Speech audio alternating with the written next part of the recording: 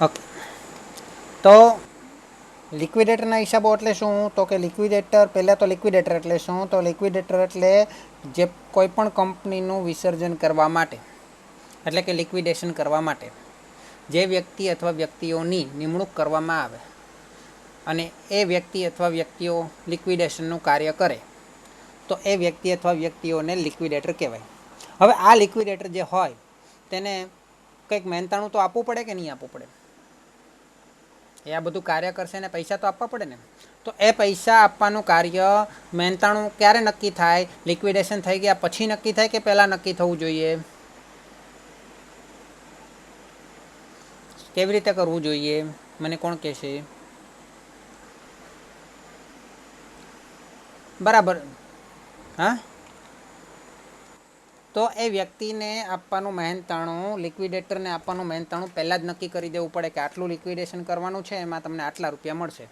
અને લિક્વિડેટરને જે પણ હોય તે મળીને નક્કી કરે અને એની અંદર કેટલું એને કાર્ય કરવાનું છે એ બધું થઈ જાય. એટલે કે એને પોતે નક્કી કરે એ પ્રમાણે એ પોતે મહેનતાણું નક્કી કરે અને એ મહેનતાણું નક્કી તો પહેલાં કરવાનું, તો આપવાનું ક્યારે? હવે લિક્વિડેશન શા માટે કરવામાં આવે? તો કે તમને ખબર છે કે કંપની જ્યારે કંપનીનું વિસર્જન ઘણા બધા કારણોસર કરવું પડે, હે ને? કે પોતે સ્વૈચ્છિક રીતે વિસર્જન પણ કરે અથવા ફરજિયાત વિસર્જન પણ થાય. કોઈ ગેરકાનૂની કાર્ય કરતી કંપની હોય તો ફરજિયાત વિસર્જન પહેલાં કોર્ટવાળા કરાવે, અને અમુક લોકો સ્વૈચ્છિક વિસર્જન કરે કે ભાઈ અમારાથી હવે ધંધો આગળ થાય એમ નથી, અથવા તો હવે અમારે ધંધો કરવાની જરૂર નથી, તો પણ વિસર્જન થાય. તો એ વિસર્જન કરે એટલે એના માટે ઘણા બધા લોકોને અસર કરતી હોય, એટલા માટે લિક્વિડેટરને નિમણૂક કરીને જ તેનું વિસર્જન કરવું પડે.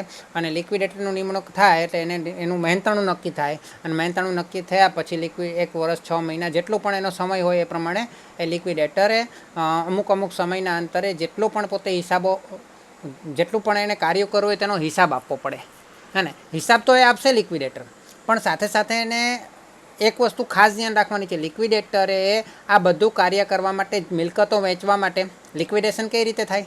લિક્વિડેશન કઈ રીતે કરશે? તો કે કંપનીમાં બે વસ્તુ હોય, એક તો મિલકતો હોય અને બીજા દેવા હોય. તો મિલકતો અને દેવા, તો મિલકતો બધી વેચશે લિક્વિડેટર અને દેવા બધા ચૂકવશે. દેવા એના ક્રમમાં ચૂકવશે. એનો એક ક્રમ નક્કી છે કે આ લોકોને પહેલાં આપવાના, આ લોકોને પછી આપે તો ચાલે, અને સૌથી છેલ્લે માલિકોને મળે. બરાબર? જે વધે તો માલિકોને મળે, નહીં વધે તો માલિકને નહીં પણ મળે. બરાબર છે? સામેથી પણ આપવા પડે માલિકે, એવું પણ બને. તો મિલકતો અને દેવા, મિલકતો અને દેવામાં મિલકતો વેચે અને દેવાને ચૂકવે તો કઈ રીતે? પોતે રોકડા મિલકતો રોકડેથી વેચી શકે? નહીં. દેવા જ રોકડેથી ચૂકવવાના નહીં.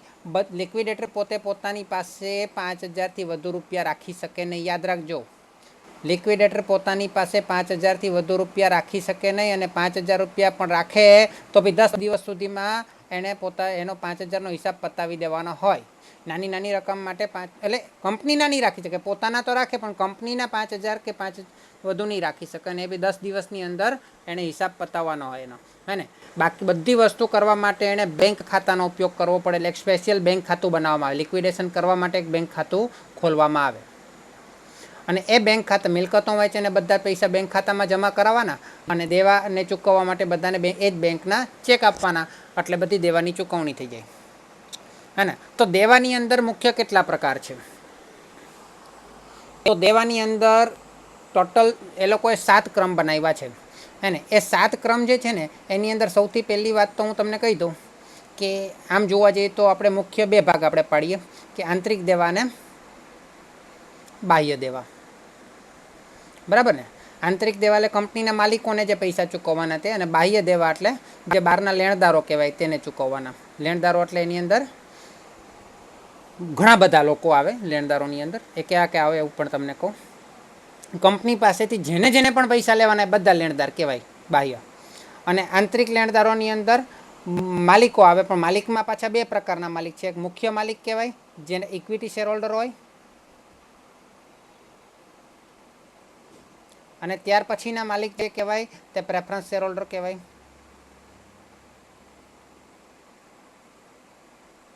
પ્રેફરન્સ શેર હોલ્ડરનો પણ હક ખરો, પણ એને પહેલાં પૈસા મેળવવાનો, કે એનું નામ જ છે પ્રેફરન્સ. પ્રેફરન્સ એટલે તેને પ્રાથમિકતા પહેલાં આપવાની. જો પૈસા વધે તો પહેલાં પ્રેફરન્સ શેર હોલ્ડરને બાહ્ય દેવા ચૂકવ્યા પછી પૈસા વધે તો પહેલાં પ્રેફરન્સ શેર હોલ્ડરોને આપવાના, અને પછી જો પૈસા વધે તો જ ઇક્વિટી શેર હોલ્ડરને મળે. બાહ્ય દેવા ચૂકવ્યા પછી પૈસા ના વધે ને પ્રેફરન્સ શેર હોલ્ડરને આપવાના થાય તો ઇક્વિટી શેર હોલ્ડરે પોતાનામાંથી આપવા તો પડે. બરાબર છે. એને આપણે મૂડી તૂટ કહેવાય. એની ગણતરી પણ આપણે કરવી પડશે. ઓકે, હવે બાહ્ય દેવાની વાત કરીએ તો બાહ્ય દેવામાં તો ઘણા બધા આવે. આપણે સરકારને ટેક્સ ચૂકવવાનો બાકી હોય તે સરકાર આવે કે નહીં? સરકારને ટેક્સ ચૂકવવાનો બાકી હોય ને, પાછલા વર્ષનો અથવા ગયા વર્ષ એના આગલા વર્ષોનો પણ ચૂકવવાનો બાકી હોઈ શકે. કર્મચારી પણ આવે, કર્મચારીને પગાર ચૂકવવાનો હોય, એનું પ્રોવિડન્ટ ફંડનો ફાળો પ્રોવિડન્ટ ફંડ ભેગું થયું એ ચૂકવવાનું હોય. તો એ ઘણું બધું હોય. પ્રોવિડન્ટ ફંડ છે, પછી પેલું શું કહેવાય પેન્શન ફંડ છે, ગ્રેચ્યુઇટી છે, એ બધું પણ કર્મચારીને ચૂકવવું પડે. હે ને? તો સૌથી પહેલાં તો આ બહુ મહત્ત્વના દેવા કહેવાય. બરાબર છે. પછી બાકીના જે બધા લેણદારો છે એ લેણદારોની અંદર મુખ્ય 4 ભાગ પાડવામાં આવ્યા છે. કેટલા ભાગ પાડવામાં આવ્યા છે? 4. ધ્યાન આપજો. એક લેણદાર એવા છે કે જેના પર આપણે કોઈ જ પ્રકારની, જેમ કે ક્રેડિટ કાર્ડ, જે ક્રેડિટ કાર્ડ જે હોય તેના પર આપણે કઈ જ વસ્તુ મૂકેલી ના હોય. એ તો કંપની આપણે પોતે ક્રેડિટ કાર્ડ લીધો હોય તો એના માટે આપણે કોઈ વસ્તુ મૂકતા નથી, પણ આપણી ક્રેડિટ સ્કોર જોઈને કંપની આપણને લોન આપે છે. સોરી, બેંકવાળા ક્રેડિટ કાર્ડ આપે છે અથવા તો લોન આપે છે, પૂછીને પૈસા આપે છે. તો એને કહેવાય બિન સલામત લેણદારો. કારણ કે એની પાસે કંઈ જ નથી. એને જે પણ છે આપણા પર આધારિત છે. આપણે જેટલા પૈસા આપીએ એના પર આધારિત છે. એને બિન સલામત લેણદાર કહેવાય. આપણી કોઈ મિલકત એના નામે નથી અને એના નામે થઈ પણ શકે નહીં. બરાબર છે. એટલે બિન સલામત લેણદારો કહેવાય.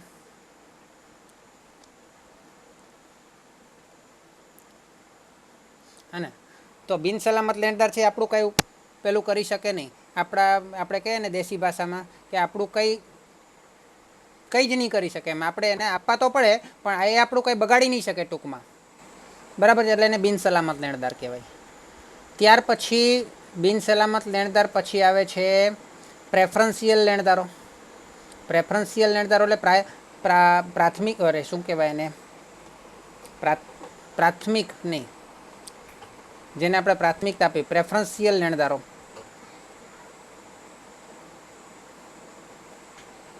પ્રેફરન્શિયલ લેણદારો. હે ને? એક જ મિનિટે જરા, સોરી, એટલે મારી જરાક આગળ પાછળ થઈ ગયું. મારે થોડો ક્રમ બદલવાનો હતો. હવે બિન સલામત લેણદારો પછી અમુક લેણદારો એવા આવે કે જેણે કંઈક વસ્તુ આપણે ગીરવે મૂકી છે. નામ છે આપણી પાસે, હે ને, છે બધું આપણી પાસે જ, પણ અમુક તરતો બોજ કહેવાય એને, તરતા બોજવાળા લેણદારો. તરતા બોજવાળા લેણદારો. બરાબર છે. એટલે આપણે એમાં ડિબેન્ચર હોલ્ડરો આવી જાય. કોણ આવી જાય? ડિબેન્ચર હોલ્ડરો આવી જાય, બોન્ડવાળા આવી જાય. હે ને? ત્યાર પછી આવે છે બિન સલામત લેણદારો, પછી તરતા બોજવાળા, જેમાં આપણે પેલું આપેલું હોય, શું કહેવાય, કંઈક ને કંઈક આપણે મૂકેલું હોય લોન પર, તે પણ નાની વસ્તુ હોય, એમાં બહુ મોટી વસ્તુ ના હોય. જેમાં ડિબેન્ચર હોલ્ડરો છે તો એના પર આપણે લખાણ લીધેલું હોય, એનામાં કોઈ વિગત વસ્તુ ના મૂકેલી હોય પણ એક લખાણ લીધેલું હોય, એવું બધું હોય તો ડિબેન્ચર હોલ્ડરો કહેવાય. હવે એમાં પણ મારે જરાક એની વ્યાખ્યા સમજાવવા માટે થોડુંક આમ તેમ થાય છે, પણ એ આપણે ઓળખી શકશું ધીરે ધીરે, કારણ કે બાકીનું બધું ઓળખાઈ જશે તો એ અલગથી ઓળખાઈ જ જશે. ત્યાર પછી આવે છે, મેં તમને કીધું તેમ, પસંદગીના લેણદારો, જેને પ્રેફરન્શિયલ લેણદારો કહેવાય ઇંગ્લિશમાં. પ્રેફરન્શિયલ લેણદારો. પ્રેફરન્શિયલ લેણદારો એટલે એની અંદર ખાસ કરીને તમને કહું ને, પ્રેફરન્શિયલ લેણદારોમાં ઓકે, એટલે પસંદગીના લેણદારો, પ્રેફરન્શિયલ લેણદારો, એની અંદર આ આવી જશે સરકાર અને કર્મચારી. સરકાર અને કર્મચારી આવી જશે. ઓકે, તો સરકાર અને કર્મચારી પસંદગીના પ્રેફરન્શિયલ લેણદારોમાં આવશે. એના પહેલાં એક આ જે 4 પ્રકાર પડ્યા છે એમાં મારે 5મો ભાગ પાડવો પડશે, કારણ કે અહીંયા મેં ભૂલથી લઈ લીધેલું હતું. એટલે પસંદગીના પ્રેફરન્શિયલ લેણદારો કહેવાય. એની અંદર સરકાર અને કર્મચારી છે હે ને. તો એ તરતા બોજવાળા લેણદાર પહેલાં બી છે ને સરકાર અને કર્મચારીને આપણે પૈસા પહેલાં ચૂકવવા પડે. પહેલાં બિન સલામત લેણદારોને તો છેલ્લે ચૂકવીએ તો ચાલે, એના પહેલાં આપણે તરતા બોજવાળાને ચૂકવવા પડે. તરતા બોજવાળા કરતાં પણ વધારે પ્રાથમિકતા આપણે સરકારને અને કર્મચારીને આપવી પડે. પણ એના કરતાં પણ વધારે પ્રાથમિકતા આપણે કોને આપવી પડે? એના કરતાં પણ વધારે પ્રાથમિકતા આપણે જે આ બધું લિક્વિડેશનનું કામ કરશે ને એનું મહેનતાણું આપવાનું ને એને આપવી પડે. કોનું? લિક્વિડેટરનું મહેનતાણું. અને નહીંતર તો એ કામ જ નહીં કરી શકે. એને પૈસા પહેલાં નક્કી કરી લેવાના છે ને એને પૈસા પહેલાં જ આપવાના છે, નહીંતર એ કામ જ નહીં કરી શકે. અને આ લિક્વિડેશન કરવા માટેનો કાનૂની ખર્ચ હોય, લિક્વિડેશન કરવા માટેનો વિસર્જન, બીજો કોઈ વિસર્જન ખર્ચ હોય. લિક્વિડેશન એટલે જ વિસર્જન, એટલે બીજો કોઈ વિસર્જન ખર્ચ થતો હોય તો એને ચૂકવવાના ખર્ચા તો પહેલાં જ ચૂકવવા પડે. એની પાસે ખર્ચાના માટે પૈસા હશે તો આ બધું કાર્ય આગળ વધશે ને. એના કરતાં પણ પહેલાં કોને ચૂકવવા પડે? તો એના કરતાં પણ જેને પહેલાં ચૂકવવા પડે એ તો સૌથી અગત્યના, કારણ કે એની પાસે તો ચોખ્ખી આપણી મિલકત જ હોય હે ને. દાખલા તરીકે તમારી પાસે ઓલરેડી મકાન છે ને, એ મકાન પર તમે લોન લો છો. સમજી લો કે તમારી પાસે 10 લાખનું મકાન છે અને 10 લાખની મકાન પર તમે લોન લેશો તો તમને એ લોકો મકાન પર લોન કેટલા ટકા તો બહુ ઓછા લેશે, પરંતુ એ લોન કેટલા ટકા લોન આપશે? એમ માનો કે તમારી પાસે મકાન 10 લાખનું છે કિંમતનું, તો તમને લોન કેટલી આપશે? લોન આપશે કેટલી? તમે સોનું કદાચ મૂકો અને સોનું તમે બેંકમાં મૂકી અને લોન લો, તો સમજી લો કે તમે 1 લાખનું સોનું મૂક્યું, તો તમને 1 લાખના સોના પર લોન કેટલી મળશે? 60,000 મળશે. માનો કે 10 લાખનું મકાન લો તો તમને 7.5 લાખ લોન મળે. એ લોકો લોન ઓછી કેમ આપે? 60,000 તમે 1 લાખની લોન ગોલ્ડ પર લોન લો તો તમને 60,000 કેમ આપે? 70,000 કેમ આપે? 50,000 કેમ આપે? ઓછા કેમ આપે? 1 લાખની વસ્તુ તમે મૂકો છો 1 લાખ નહીં આપી શકે? કેમ આપી શકે? બોલો બોલો. નહીં આપી શકે ને, કારણ કે તમે તો કદાચ નહીં આપો તો પૈસા વ્યાજ ચડતું એ રકમ 1 લાખ થઈ પણ શકે ને. અને બીજી વસ્તુ, એ કિંમત 10 લાખનું મકાન હાલમાં છે, એની કિંમત 10 લાખ પરથી 9 લાખ પણ થઈ શકે. કદાચ સોનાનો ભાવ ઘટે પણ ખરો, મકાનનો ભાવ ઘટે પણ ખરો, તો એ મિલકત એના કબજામાં, એની પાસે એની બધી વિગતો બધું છે અને એના પર આપણે લોન લીધેલી છે મકાન પર, અથવા તો એ સોના પર આપણે લોન લીધેલી છે. તો એવી લોન જે છે એના પર તો મોટા ભાગનો અધિકાર, એ મકાન કે એ સોના પર તો મોટા ભાગનો અધિકાર એ બેંકવાળાનો જ છે. એટલે એ તો શું કરશે બેંક? આ બધું આપણે પછી કરીએ. એ બેંક, એને ખબર પડે કે આ કંપનીનું વિસર્જન થયું એટલે એ તો સૌથી પહેલાં દોડીને આવશે કે ચાલો મને મકાન આપી દો, ચલો મને સોનું મારા નામ પર કરી નાખો. પતી ગઈ વાત. આપણે કંઈ જ કરી શકીએ નહીં. તમે બાઇક ખરીદો છો તો બાઇક પર પૂરેપૂરી લોન કેમ નહીં આપે?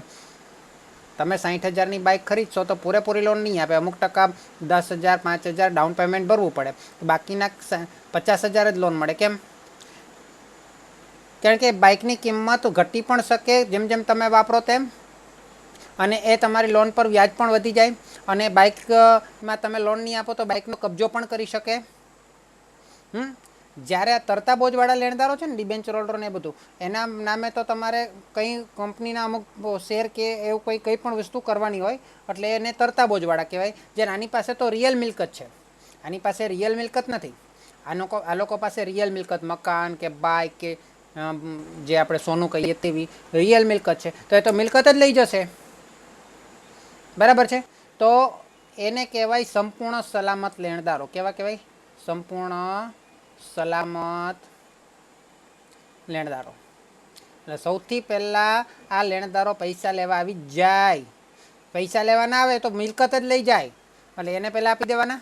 અને કદાચ મિલકત ના લઈ જાય તો એમ કે ચલો પૈસા આપી દો, તો પૈસા એ મિલકત વેચીને સૌથી પહેલાં એને પૈસા આપી દેવાના એ મિલકતના, કારણ કે એ મિલકત એના નામની જ થઈ ગઈ કહેવાય. ત્યાર પછી બાકીનું વિસર્જન કરવા માટે વિસર્જન ખર્ચ, વિસર્જનનો કાનૂની ખર્ચ અને વિસર્જન માટેનો મહેનતાણું, એટલે કે લિક્વિડેટરનું મહેનતાણું, આ 3 વસ્તુ ચૂકવી દેવાની.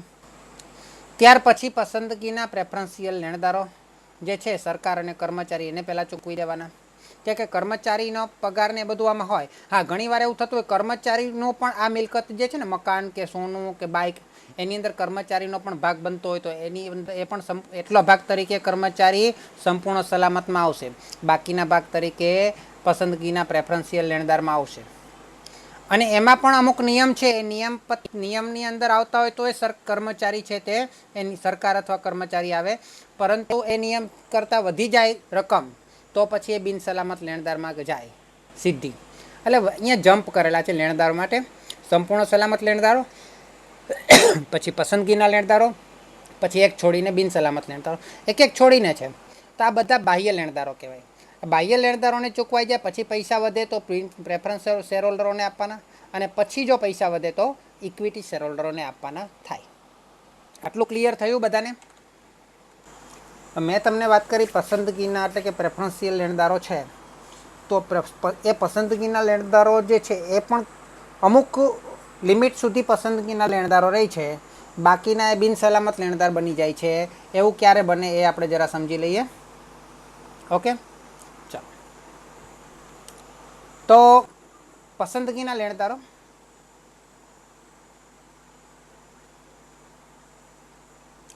ક્યારે બિન સલામત લેણદારો બની જાય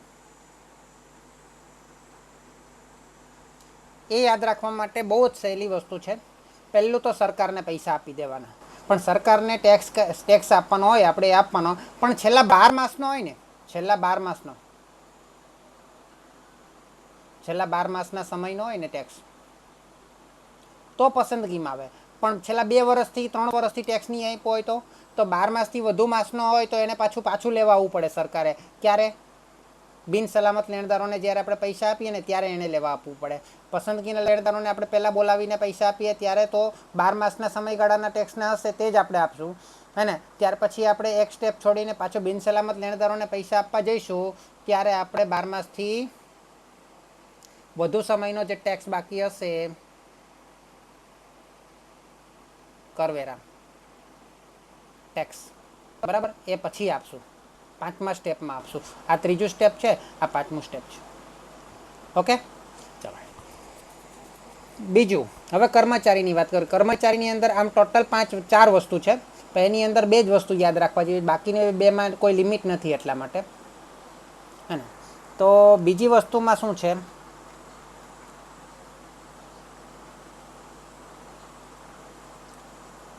તો બીજી વસ્તુમાં કર્મચારીનો પગાર. કર્મચારીનો પગાર હોય તો બાકી કેટલો આપવો જોઈએ? તો એમાં એમ નક્કી થયું કે પહેલાં તો તમારે નક્કી કરવાનું છે કે ખરેખર કર્મચારીનો પગાર કેટલો બાકી છે. ખરેખર કેટલો બાકી પગાર છે, બરાબર છે. બીજું એમ નક્કી કરવાનું છે કે 4 માસનો પગાર કેટલો થાય છે. કારણ કે 4 માસથી વધુ થઈ જતા હોય તમારા પગારના, હે, તો પછી એ કર્મચારીએ કેશ કરવો જોઈએ ને. 4 માસની અંદર કેશ કરી દેવો જોઈએ ને. તો 4 માસનો પગાર, હે ને. પછી પણ તમે બહુ મોડું કરો તો પછી એ લોકો આપે તો પછી એ તમારે બિન સલામતમાં ચાલ્યા જાઓ. 4 માસ સુધીનો પગાર હોય તો તમે હજી સમજ પડે કે 4 માસ સુધી તમે રાહ જોઈને પછી ધીરજ ના રહે તો તમે પછી તો કેશ કરી દેવાય ને એમ. 3 માસની અંદર 4 માસની અંદર. ત્રીજી વસ્તુ એમ નક્કી થાય કે ભાઈ તમારો પગાર 20,000, વધુમાં વધુ 20,000 થાય, વધુમાં વધુ 20,000 બાકી હોય ત્યાં સુધી તમે કેશ નહીં કરો તો ચાલે. પણ 20,000થી પણ વધારે બાકી હોય તો કેશ કરી દેવો જોઈએ ને. તો આ રીતે આ 3માંથી જે ઓછું હોય, 3માંથી જે ઓછું હોય તે રકમ પસંદગીના લેણદારમાં ગણાય, અને એનાથી જો વધી જાય તો બિન સલામતમાં જશે. એ કઈ રીતે એ પણ આપણે જરા ગણતરી કરી લઈશું. ત્યાર પછી આપણે એક કોસ્ટ એકાઉન્ટમાં ભણતા હતા મજૂરીવાળામાં કે રાજ્ય વીમા યોજનામાં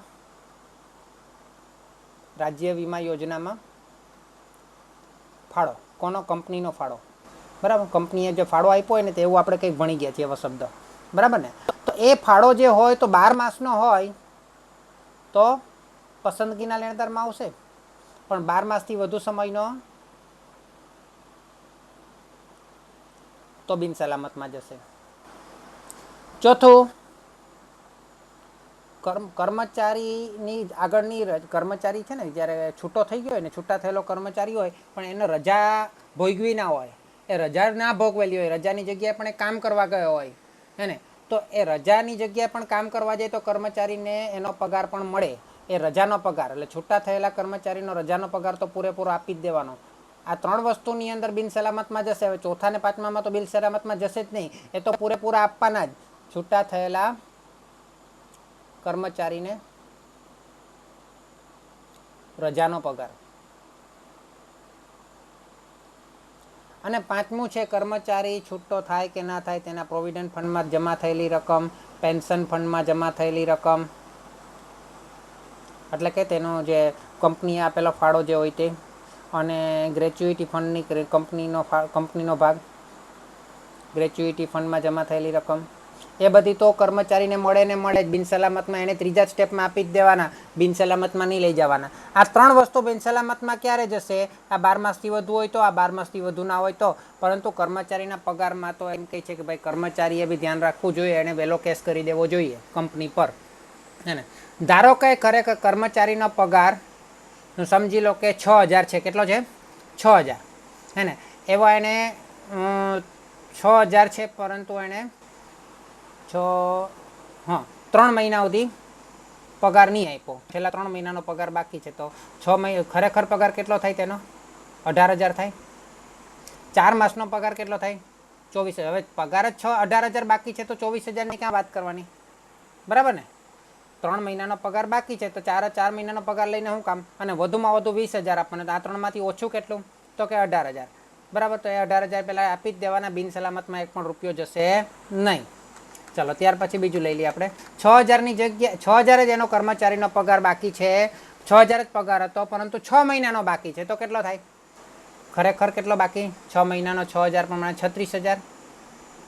પણ એનો 4 મહિના પ્રમાણે ગણીએ તો 6 ચોક 24000 થાય. તો વધુમાં વધુ કેટલા થાય? 20000 થાય. આ 3માંથી ઓછું કયું આવ્યું? 20000 આવ્યું. તો 20000 તેનો કર્મચારી ત્રીજા સ્ટેપની અંદર એને પૈસા આપવાના પસંદગીના લેણદાર તરીકે, અને 36000માંથી 20000 બાદ કરો. 20000 તો એને ત્રીજા સ્ટેપમાં મળી જશે. ખરેખર એને 36000 ચૂકવવાના. તો 16000 ક્યાં જશે? બિન સલામતમાં જશે. ક્લિયર થયું આટલું? ત્યાર પછી આપણે જોઈએ કે સમજી લો કે કર્મચારીનો પગાર 4000 છે. કેટલો છે? 4000 હે ને. અને 4000 પ્રમાણે એને 5 મહિનાનો પગાર બાકી છે. 5 નહીં, 6 4 મહિનાનો પગાર, સોરી 4 મહિનાનો તો અહીંયા આપેલો છે. 5000 છે. ચલો 5000 છે ને 4 મહિનાનો પગાર બાકી છે, તો અહીંયા કેટલા થાય? 20000 થાય. 5 મહિનાનો બાકી છે 4000, અને 4 મહિનાનો પગાર 5000 પ્રમાણે, 4000 પ્રમાણે ગણવાનો છે ને, 5000 નહીં લઉં.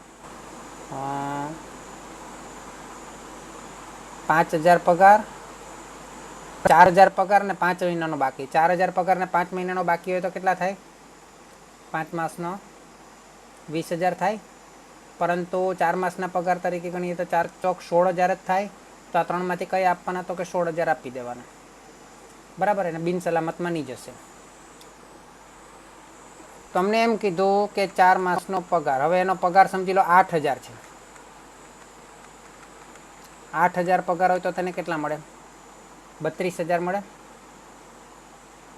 4 મહિનાનો. પરંતુ એનું બાકી છે 3 જ મહિનાનો, તો 8 તરી 24000 થાય. બાકી 24000 છે. 4 માસનો પગાર 32000 છે, પણ વધુમાં વધુ 20000 જ મળવો જોઈએ પસંદગીના લેણદાર તરીકે. તો એને ત્રીજા સ્ટેપની અંદર 20000 મળશે. અને બાકીના કેટલા ક્યારે મળશે? 5મા સ્ટેપની અંદર બાકીના કેટલા? 4000માંથી 20000 બાદ કરો તો 4000. તે બિન સલામતમાં જશે. ક્લિયર થયું? તો આના પરના આપણે દાખલા નેક્સ્ટ પીરિયડમાં ગણીશું.